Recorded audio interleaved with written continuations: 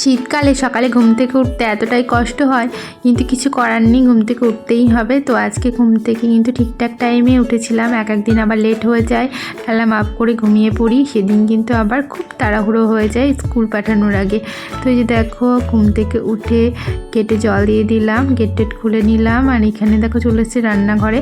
তো ছেলে টিফিন বানাবো, এই সমস্ত কাজ। আর আগের দিন রাতে রান্নাঘর পরিষ্কার করেই রাখি সব সময়, তো পরিষ্কার করে রেখেছিলাম। আর এখানে দেখো গ্যাসের ওভেনগুলো ধুয়ে রেখেছিলাম, সেগুলো সব লাগিয়ে নিলাম।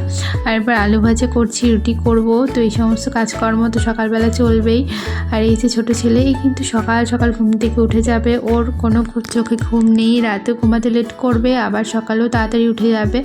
তো উঠে গেছে, এবার ও খেয়ে নেবে, ওকে খাইয়ে দেবো। সকালে এখন ওকে দুধ রুটি দিই। তো এই যে দেখো রুটি হয়ে গেছে, আর ছেলের ভাতও বেড়ে দিলাম, ও খেয়ে স্কুলে যাবে। একদমই খেতে চায় না, কোনো রকমে জোর করে যেটুকু খাওয়ানো যায় আর কি। আর এই যে এখানে রুটি করে নিলাম, ছেলেকেও টিফিনে দিয়ে দেবো, আর ছোটো ছেলেকেও এখন দুধ রুটি খাইয়ে ঘুম পাড়িয়ে দেবো।